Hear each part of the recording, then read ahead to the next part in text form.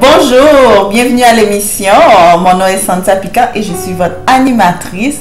Aujourd'hui, nous allons parler de diade parents-enfants.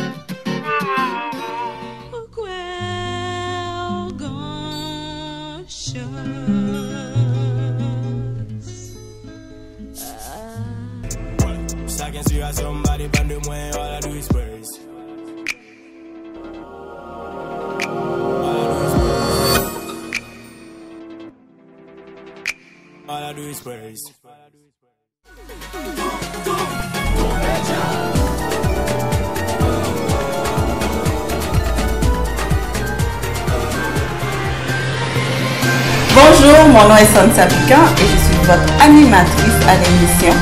Aujourd'hui, nous allons parler de diade parents-enfants. Présentement, je suis à la Maison d'Haïti et vous êtes sur Messidier Télé. Comme vous le savez, les enfants font partie de notre vie quotidienne et comme le dit en bon créole, Timoun c'est la vie. Donc Timoun c'est la vie et c'est ça qui fait que dans la communauté noire, nous avons pile intervention pour cadrer nous parce que nous vivons dans notre société et puis il faut nous adapter à la société noire avec Timoun et qui genre pour nous bah, une bonne éducation. De ce fait, aujourd'hui, nous allons accueillir Madame Pascal Placide. Bonjour Cynthia. Bonjour Pascal. Comment vas-tu? Je vais bien, merci et toi? Ça va, merci. Donc, comme je disais, on est ici, c'est pour parler des enfants, des parents et tout ce qui peut influencer la famille. Et qu'est-ce que tu fais présentement comme profession à la Maison d'Haïti? À la Maison d'Haïti, je suis intervenante à la petite enfance. J'anime le projet Jouer c'est grandir et ceci depuis 2012. Donc, c'est un projet de quartier. Ça existe dans à peu près 6 organismes du quartier Saint-Michel. Puis, on fait des activités de psychomotricité, les compétences parentales. Et il y a un volet réservé aux parents conteurs. Donc, on apprend aux parents comment avoir un moment de qualité avec leurs enfants tout en faisant de la lecture. Donc, on prête des lieux justement pour que les parents puissent justement intégrer la lecture dans le quotidien de leurs enfants. Tu as dit un mot compétence parentale. Qu'est-ce que ça veut dire? Est-ce que les parents vont sortir à la Maison d'Haïti avec un diplôme? Est-ce qu'ils vont être évalués? Ça sonne vraiment très professionnel, mais pour les... Pour les gens en général, qu'est-ce que ça veut dire, compétences parentales? Il y a quelque chose que je dis souvent quand je fais les compétences parentales. On ne nous apprend pas à être parents. Il n'y a pas une école pour ça. Donc, on dit qu'aux parents, qu'on les outille à être des meilleurs parents, mais ils ont déjà ce qu'il faut.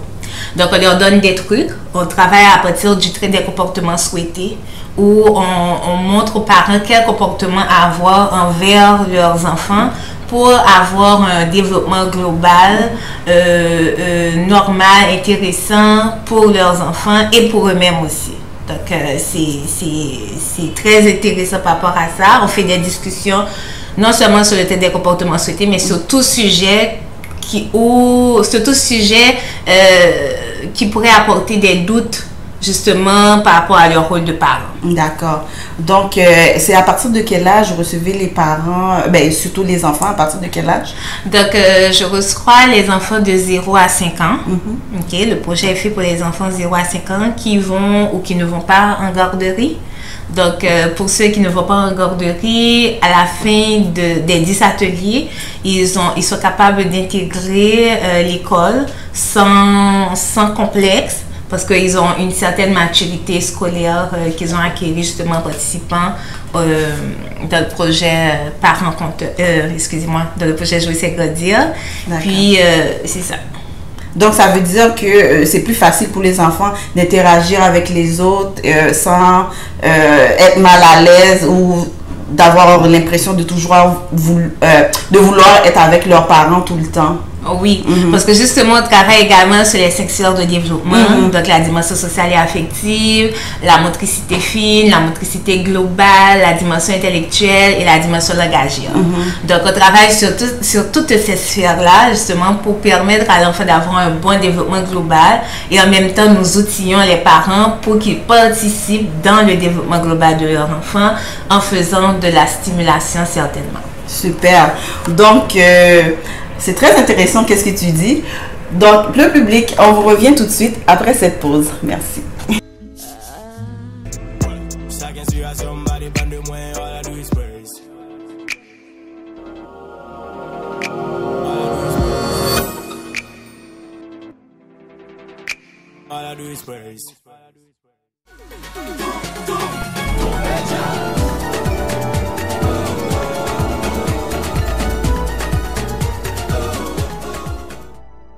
Bon, maintenant, nous sommes de retour après la pause. Donc, Pascal, je voudrais t'introduire le sujet un petit peu plus complexe. C'est la négligence et l'attachement parental. Donc, j'aimerais que tu nous décris un petit peu c'est quoi la négligence et c'est quoi l'attachement parental, s'il te plaît. Pour la négligence, on rend de la négligence tout ce que le parent fait puis qui va à l'encontre justement du développement de l'enfant. Donc c'est une forme de négligence. Et pour l'attachement, justement, on promouvoit beaucoup les activités entre parents et enfants, justement pour renforcer les liens parents-enfants. D'où l'ajout de parents-conteurs. Vous savez, pendant une lecture interactive, l'enfant s'amuse avec son parent et ça entraîne automatiquement un lien d'attachement. Parce que ce qu'il faut savoir des enfants, ce sont des petits êtres, ce sont des êtres humains à part entière qui ont besoin d'amour, qui ont besoin d'attention, qui ont besoin de respect et qui ont besoin de s'exprimer également. Donc, nous, parents, nous avons tendance à vouloir nous imposer dans leur éducation. Donc, nous, on dit, oui, il faut certainement l'autorité parentale. C'est pas à discuter. L'autorité parentale, elle est obligatoire. C'est important. Mais il faut également laisser de la place pour l'enfant. Mais Guillaume-Ba, la Kainoutou, et là, on vit au Québec. C'est la dimension de libre choix. Il faut toujours laisser le choix à l'enfant. Il ne faut pas trop être trop strict, trop cadrant parce que ça peut faire effet inverse. Comment tu l'introduis aux parents, cet aspect? C'est une très bonne question parce que la plupart de mes parents sont soit d'origine maghrébine, soit d'origine haïtienne. Et pour l'Afrique et Haïti en même temps, nous avons à peu près le même système éducatif, côté que parents, c'est lui qui impose le choix, c'est lui-même qui, ça dit c'est ça, pas gagner en liberté, tout le monde n'a pas une certaine liberté. Donc, si tout le monde n'a pas fait ça, il dit là, il est fâché, il est toujours pareil, il est même battre, il est toujours pareil pour le mauvais, pour la punition, pour battre tout le monde. Eh bien, au Canada, à Québec, justement, nous dit que nous devons éduquer un petit monde sans nous pas battre. Nous devons avoir une punition, certainement, parce que nous dit que l'autorité parentale est importante.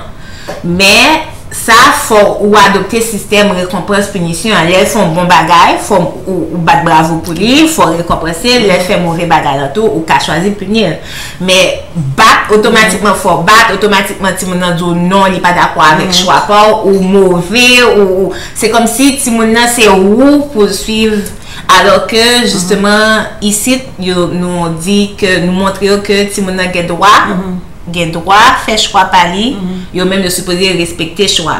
Même surtout en Haïti, nous même ne pas faire colère. Si nous fait colère, si pas on fait nos bagages, on fait colère, c'est nous loin. Colère fait loin, il fait dans la chambre. Parce que quand il y a des filles, yo il y a capable nous, il est capable de prendre des décisions que nous même nous pas d'accord. Donc qui ça que alors que ici justement nous ça pas fait encore. Non, il n'y a pas de droit faire parce qu'il y a des instances qui rentrent là-dedans, justement, ils ont choisi et adopter ce genre de comportement. Ça. Il y a un point qui est très important, c'est la gestion des émotions. Ok, nous-mêmes, la caille, nous, pas de faire coller à taper pied, puis de s'affirmer, c'est très mal vu. Mais tandis que c'est choix, il est important pour que nous fâcher puis nous exprimer parce que colère, là, on regarde là-dedans ou même. Il pas fait un bel effet sur vous, des résultats par exemple que vous avez donné, que vous avez par exemple, vous avez quelques exemples comme si qui impactent l'organe difficulté pour faire une gestion émotion. Ok. Le plus souvent, mon vient faire un renfermement sur lui-même. Il finit comme replier sur lui-même. Donc, parce que vu que il pas qu'à exprimer colère, il pas qu'à dire ça senti, donc il replier sur lui-même, parfois quand choisit isoler tête li parce que justement il pas qu'à exprimer là, donc il vient sentir incompris tout parce que il senti que il brimé dans propre liberté humaine qui s'est exprimé li. Donc ça a un impact et ça seulement pas un impact dans la famille, il a un impact tout sur tout le monde que il va rencontrer, que ce soit dans l'école, que ce soit dans le milieu de travail, que ce soit dans l'activité que il a participé.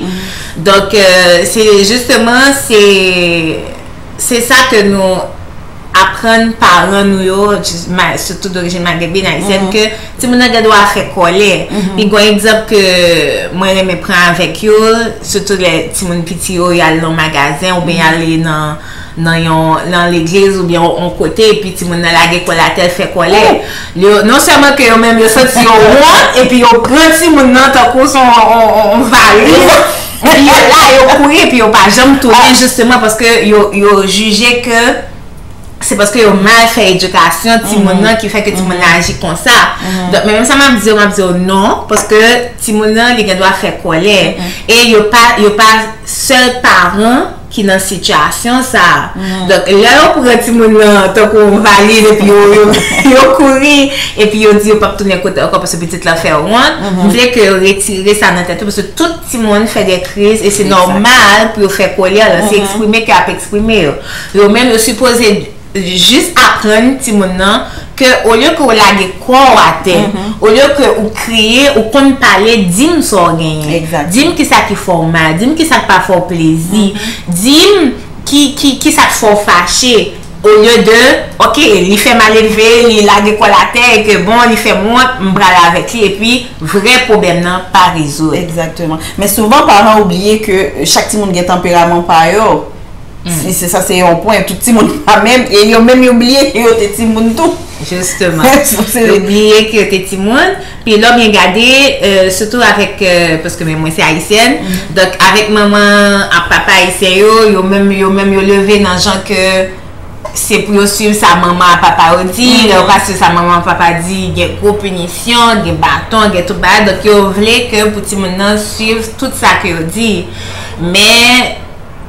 Nous-mêmes nous dit que dans la génération qui va venir, non, il faut apprendre à côté, il faut apprendre capable de côté que gain erreur pas yo, côté que gain faute pas yo pour reconnaître toi pour reconnaître qui ça qui pas bon pour même pour corriger parce que nous venons que nous tous nous c'est des êtres humains qui sont petits, grands, nous tous nous gain émotions, nous tous nous gain sentiments, donc supposé gain respect des sentiments, respect des émotions de Timona jusqu'à l'arrivée à l'âge adulte, les Timona supposé justement mutuellement gain respect pour parler tout, sauf que il est capable d'exprimer dans le respect. Effectivement. Donc quelles difficultés tu rencontres lors des ateliers? Bon, mes difficultés sont le plus souvent par rapport à la présence. Parce que quand il fait pas beau, j'ai pas de parents. Quand il y a une tempête de neige, j'ai pas de parents. Donc c'est surtout par rapport à la température. Les parents, ils viennent, s'il fait beau, s'il fait pas beau, ils sont pas là. Donc c'est surtout ça que je rencontre comme difficulté. Mais après ça, la participation est agréable, tant pour les activités de psychomotricité, pour parents-conteurs, le volet parents-conteurs et pour les compétences parentales. Très bien. Est-ce que les hommes sont aussi présents dans... Oui, certaines fois j'ai des papas qui sont là, puis on aime beaucoup ça, on les motive beaucoup parce que c'est très apprécié. Parce que vous savez, surtout dans le système haïtien, je pense africain aussi, et quand je dis africain, ça englobe également les Arabes, les papas, ils sont les pourvoyeurs économiques. Donc, ils donnent de l'argent, puis pour eux, leur tâche s'arrête là. Nous disons non, nous voulons que les papas participent justement dans le développement de leurs enfants, dans les activités de leurs enfants.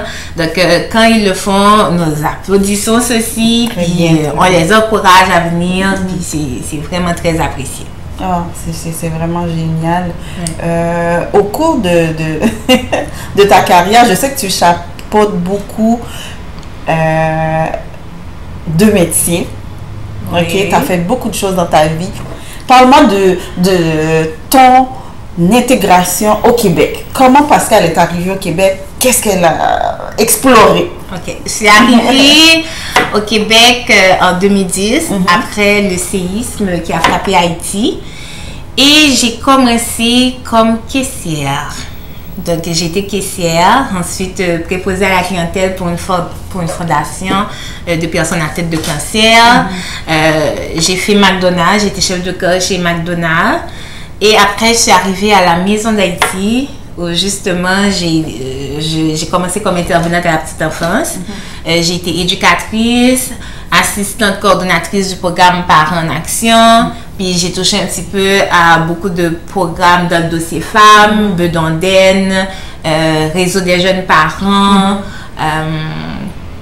J'ai participé au gala des nouveau-nés. Je participe à la table de concertation Force Famille pour la Maison d'Haïti. J'ai joué un petit peu... Mesdames et messieurs, il n'y a pas de petit peu. Cette femme, c'est une femme totale capitale. J'ai joué un peu à tout ici. Donc, c'est ça.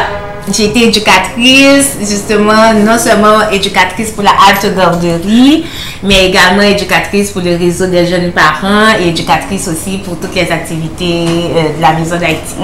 Très bien, très bien. Ouais. Donc, je sais aussi que tu es assistante infirmière. Qu'est-ce qui t'a poussé à choisir ce métier?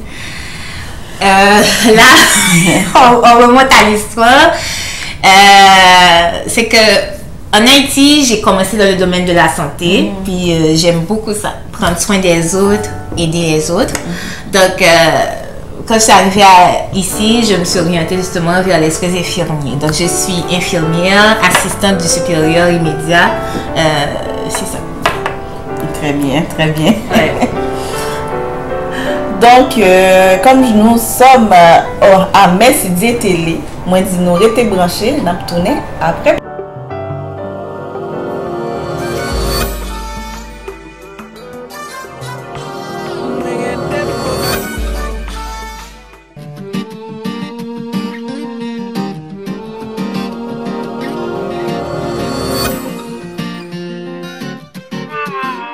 Vous êtes sur Messidie Télé, nous allons faire un tour en Haïti, mais chez Pascal Placide. Donc, Pascal, explique-moi un petit peu comment que tes parents ont appréhendé quand tu leur as dit je veux devenir infirmière. Comment ça s'est passé, comment le support et tout. En Haïti, je ne voulais pas devenir infirmière, je voulais devenir médecin. Bon, c'est quelque chose que je voulais être médecin depuis toute petite. Donc, je pense que tout le monde était déjà au courant que je voulais être médecin.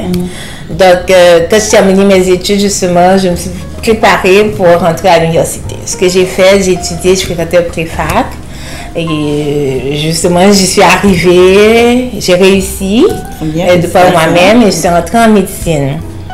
Et vu que j'étais toujours active à l'école secondaire, j'étais dans le comité de classe, j'ai même fait l'élection de ma promotion pour les représentants. Donc, quand je suis arrivée à l'université, j'ai gagné 6 mois, je suis comme ça. Donc, j'ai intégré le comité culturel pour justement ma promotion en première année. Puis là, j'ai participé à Noël Solidarité.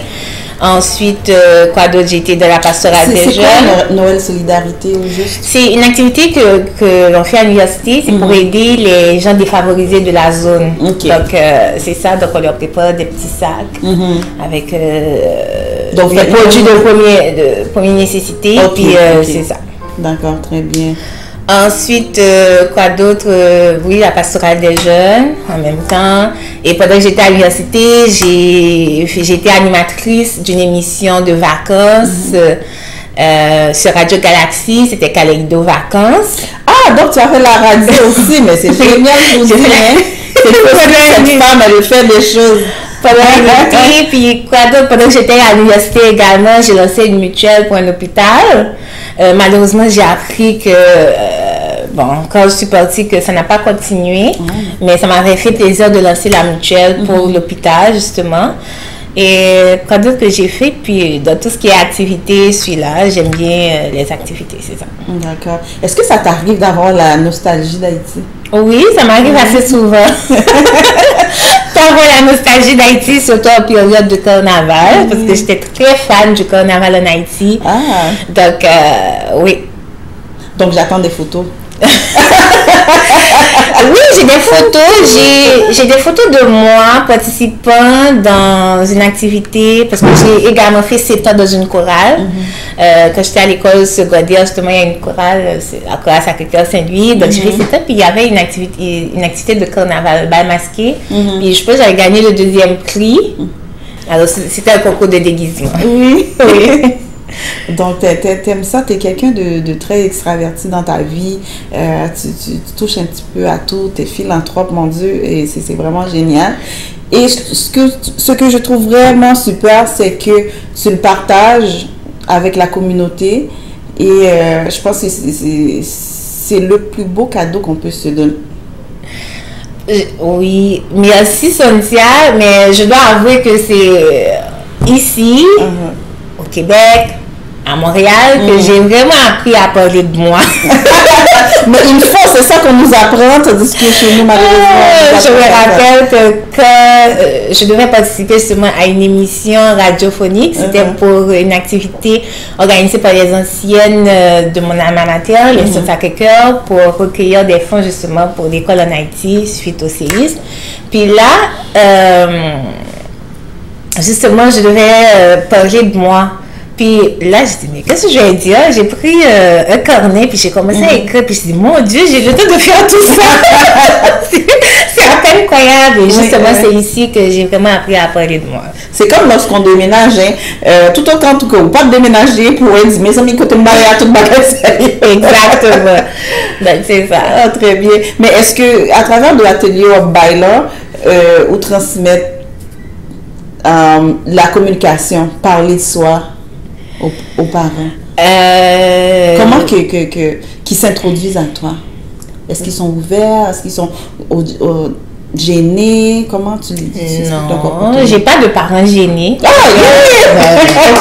j'ai des parents qui sont très ouverts. Ils parlent de leur expérience à la maison, ils parlent de leur expérience personnelle, des anecdotes, tout et tout. Puis c'est agréable, puis j'aime ça, on partage, et puis c'est super agréable ça. Très bien, très bien. Donc, on va aller faire un petit tour du côté de la pause et je vous reviens tout de suite.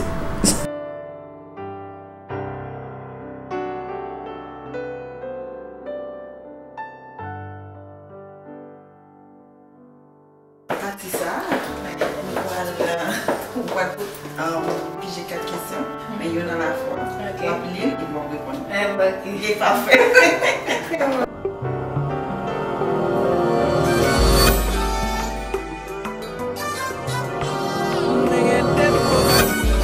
Donc, nous sommes de retour de la pause. C'est notre période questions personnelles, secrets. Donc, Pascal, tu devras piger 4 questions, une à la fois, et la répondre. C'est bon. Il y a déjà une question là-dessus. Aimez-vous faire...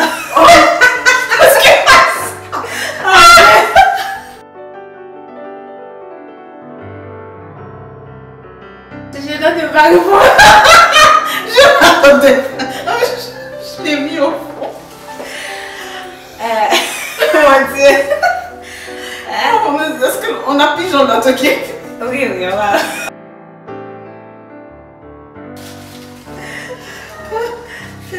Elle va répondre à la fin. Oui. Voilà. Que préférez-vous? le plus chez votre meilleur ami de cœur? Je préfère sa douceur.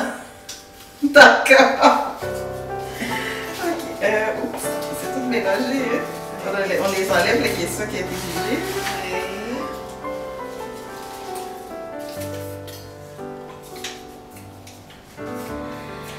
Quelle est la personne qui vous connaît le mieux au monde? Je pense que c'est ma mère. Oui, oui. Ok, on va l'enlever.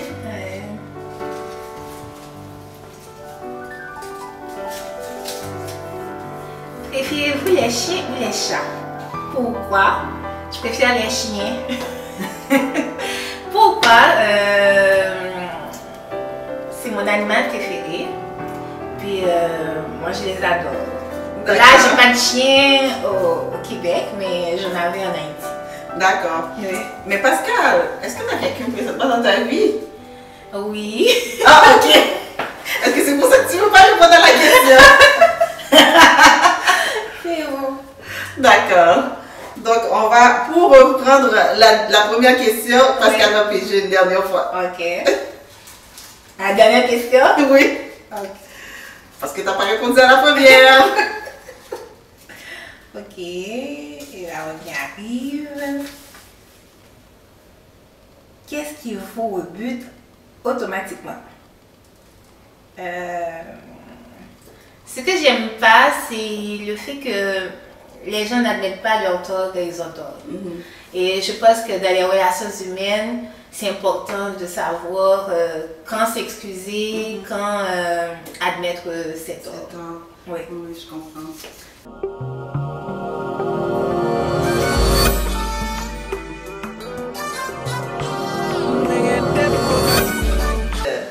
Pascal, qu'est-ce qui se passe? Pourquoi tu n'as pas répondu à la question? Pourquoi vous voulez répondre à la question? Pas comprendre. Donc, j'ai choisi de garder la réponse pour moi. Ok. Et pour la personne concernée. Exact. Bon, exactement. Bon, Pascal, est-ce qu'on pensait qu'il est difficile pour mesdames, les femmes professionnelles au Québec, ou même en Haïti, pour le jeune homme, comme tu as dit, pour un jeune garçon, mari, est-ce que les femmes professionnelles intelligentes ont de la difficulté à se trouver un homme? D'après l'histoire, oui. Mais ça fait ça, oui.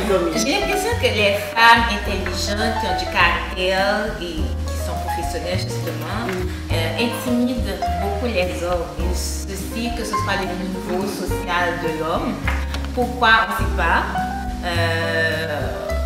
On ne va pas faire trop de psychologie, mais parfois on dit que c'est peut-être par rapport à l'estime de soi où l'homme recherche une femme qui est plus simple en termes de ce qu'il recherche eux-mêmes. Mais la vérité est qu'il est vraiment difficile pour une femme professionnelle ayant des objectifs, ayant des ambitions, de trouver un homme justement capable de la supporter, de l'encourager, de l'aimer, de l'accepter avec tous ses choix. Donc, qu'est-ce qui fait ça? Je pense qu'on devrait faire une émission spécialement pour les hommes. Et nous allons inviter différents hommes pour nous donner la réponse. Mais est-ce que c'est pas parce que donc compétition c'est une compétition? Parce que ce qui arrive, c'est que les études le disent, les femmes continuent plus longtemps à étudier, tandis que les hommes doivent travailler. Et les hommes sont plus conditionnés aussi à prendre soin de la femme. Mais là, ils se sentent en compétition. Mais tandis que nous, encore là, on travaille, on doit faire les tâches de la femme à la maison. Mais où est-ce qu'elle se situe, c'est complexe. D'après mon expérience, je ne pense pas que ceci empêche cela. Donc c'est vraiment, je pense que le problème se situe en réalité chez l'homme. Parce que parler de compétition, dans une relation, on ne peut pas parler de compétition. On peut parler de coopération. On peut parler d'acceptation de soi des deux côtés. On peut parler de support mutuel, mais on ne peut pas parler de compétition a priori. Pour les hommes, je pense que les hommes pensent que les femmes cherchent à prendre leur place. En réalité, la femme cherche à prendre sa place. D'accord. Sa place dans la société, sa place en tant que maman, sa place en tant que femme, sa place en tant que professionnelle. Donc, je pense que les hommes devraient peut-être y penser et repenser justement leur façon de voir les femmes professionnelles, les femmes ambitieuses, les femmes qui ont des objectifs, parce que ça rentre dans la vie d'une femme de non seulement de s'assumer en tant que femme, en tant que mère, mais aussi d'être professionnelle. D'accord. Nous dire, c'est bien. J'ai été également organisatrice communautaire pour la Maison de la Famille de Saint-Michel. Puis ça a été une très belle et bonne expérience pour moi. Puis c'est ça. D'accord, mais qu'est-ce qu'ils font dans cette ressource? Ils font l'aide aux devoirs. Ils font plein d'activités par rapport aux femmes. Par exemple, il y a une activité de cuisine qu'ils font aussi. Puis, ce que je dois mentionner, j'étais coordonnatrice du camp de jour. Moi, je ne pense pas que la femme devrait être moins à l'étude parce que nous, en tant que femmes, nous avons appris à tout gérer en même temps. Donc, les hommes le savent. Certainement, ils disent voilà, que la femme est capable de porter l'enfant, elle est capable de s'occuper de la maison, capable de prendre soin de mari, est capable de prendre soin d'elle-même.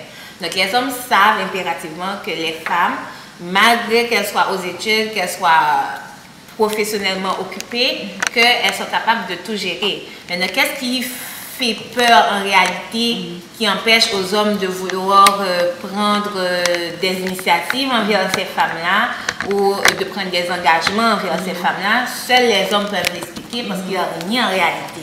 Il n'y a rien parce qu'une femme de caractère respecte l'homme dans ses choix, dans ses ambitions et le support. Donc, je ne comprends pas pourquoi on devrait être aussi intimidante pour les hommes, que ce soit de leur niveau social. Parce que là, on le voit à tous les niveaux sociaux, que dès qu'une femme a tendance à être ambitieuse, à avoir des objectifs, à vouloir aller de l'avant, que les hommes disent que c'est peut-être pas le bon choix, ils préfèrent se tourner vers une femme qui prend moins d'initiatives, qui est plus soumise, alors que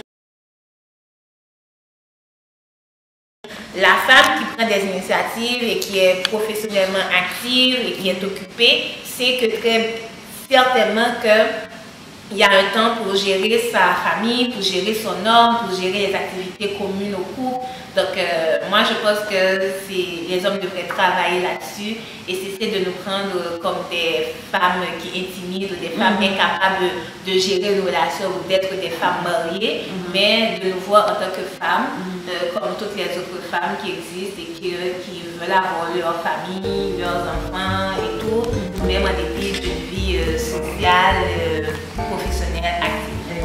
Est-ce que ça arrive? Je sais pas, culturellement, je me dis, on est élevé où est-ce que c'est l'homme qui doit venir nous apprivoiser. Et puis, bon, la femme, là, on est dans une autre société où est-ce que les autres communautés sont plus actives que nous. Est-ce que ça peut être ça? Donc, culturellement, on nous a appris de se laisser courtiser par un homme et que l'homme est supposé gagner notre cœur après un certain temps. Maintenant, de nos jours, les femmes choisissent de prendre l'initiative d'aller vers les hommes. Je ne les critique pas parce que si elles savent ce qu'elles veulent, elles peuvent certainement prendre l'initiative. Maintenant, comment c'est vu auprès de certains hommes, je ne peux pas dire grand-chose par rapport à ça, mais il y a des femmes qui le font. Moi, ce que je vois, si une femme sait réellement ce qu'elle veut et trouve en cet homme tout ce qu'elle recherche, et trouve que peut-être que l'homme manque d'initiative, l'homme ne veut pas prendre de l'engagement envers elle, peut-être qu'elle a des outils pour pouvoir arriver à gagner le cœur de cet homme-là. Maintenant, la décision va dépendre uniquement de l'homme face à ça, de sa vision de la femme et de comment il perçoit une femme et comment il veut une femme. Mais si une femme veut un homme, je pense qu'elle peut aller vers cet homme-là. Mais est-ce que tu penses qu'il y y a un nombre de temps dans une relation pour dire, ok, là, je sais que cette personne est intéressée, elle n'est pas intéressée, je ne veux pas perdre mon temps. Parce que lorsqu'on sait qu'est-ce qu'on veut vraiment, il y a des gens qui sont très bail debout, mais est-ce qu'on peut mettre un temps à ça? Je ne pense pas qu'on peut réellement mettre un temps à cela, mais il y a des comportements qui montrent que la personne ne veut pas prendre d'engagement. Okay? Ces comportements-là, ils sont assez visibles. Donc, par exemple, parfois, il y a une certaine indifférence, peut-être qu'on voit qu'il y a dans la relation. Puis ça, le plus souvent, ça dit que peut-être que la personne a encore un peu de doute par rapport à la relation. Donc, lui donner son temps pour savoir réellement ce qu'elle veut, ou en parlant de la personne, c'est-à-dire l'homme, de savoir ce qu'il veut. Puis, c'est ça. Mais le plus souvent, qu'est-ce qu'on dit? Les hommes ne sont pas capables de dire non à une femme, ou ne sont pas capables de dire... de mettre fin à une relation. Donc, ils préfèrent adopter des comportements très malsains pour repousser la personne. Donc, le plus souvent, c'est comme ça se passe. Puis, la femme prend une décision. Le plus souvent aussi, ce qui arrive, parfois, l'homme essaie de dire que c'est pas le comportement qui fait ressortir, c'est pas ça. Donc, le plus souvent, c'est parce qu'eux, ils rencontrent des difficultés dans leur vie privée. Puis, ils le font ressortir dans leur vie de couple. Donc, c'est ce qui arrive le plus souvent. Donc, à ce moment-là, je pense que la communication est devenue très importante dans ce genre de situation. Parce que quand vous choisissez d'être en couple, vous êtes des adultes à part entière, donc vous êtes capable de discuter, vous êtes capable de parler de vos émotions, vous êtes capable de verbaliser vos émotions. Et je pense que le couple, si je peux m'exprimer ici, c'est le milieu parfait justement pour pouvoir dire, verbaliser ses émotions. Moi, c'est déjà dans le domaine de la santé, donc j'aurais encore choisi le domaine de la santé. Comme je l'ai mentionné, ma profession principale c'était d'être médecin, mais là je suis infirmière, donc c'est encore dans mon domaine. Mais tu as un autre objectif. Tu m'avais parlé à un moment donné que tu avais animé la radio en Haïti. Oui. Est-ce que ça tient toujours? J'aimerais bien avoir ma propre émission, mais je ne sais pas. Qu'est-ce que tu sais pas? Qu'est-ce que tu sais pas? J'y pense, mais là, je sais pas. J'ai pas encore mis le projet sur papier pour savoir qu'est-ce qu'il y a des radios en demande ou comment ça va être accepté et tout. Donc, j'y pense encore. D'accord. Moi, si tu avais un message pour les jeunes de notre communauté, qu'est-ce que ce serait ce message? Le message, alors le premier message, excuse-moi, ce serait de ne pas abandonner. Si vous avez des objectifs en tête, il faut les réaliser. La route ne va pas être facile, il y aura des hauts, des bas, il y aura des obstacles, il y aura des inconvénients, mais il ne faut surtout pas lâcher. Et comme on dit, quand vous tombez, il faut apprendre à vous relever. Puis les échecs, ce n'est pas une finalité, c'est juste un moyen de vous reprendre pour pouvoir continuer de l'avant. Bien, merci Pascal de nous avoir reçus à la Maison d'Haïti. Et vraiment, je trouve que tu animes un atelier vraiment exceptionnel. Puis je te souhaite bonne continuité dans tes projets et à venir. Okay. Merci Sonia de m'avoir invitée.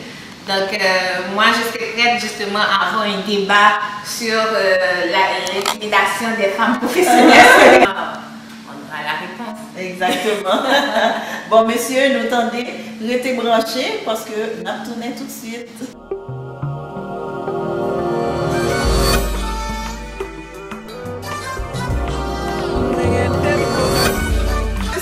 La fin de notre émission aujourd'hui avec Madame Placide. Moi, j'espère que nous allons prendre un peu le bagage aujourd'hui parce que il y a un bagage et puis il y a un bagage qui vient. Donc, abonnez-nous, partagez l'émission, commentez et moi, dis-nous, carnaval, merci encore.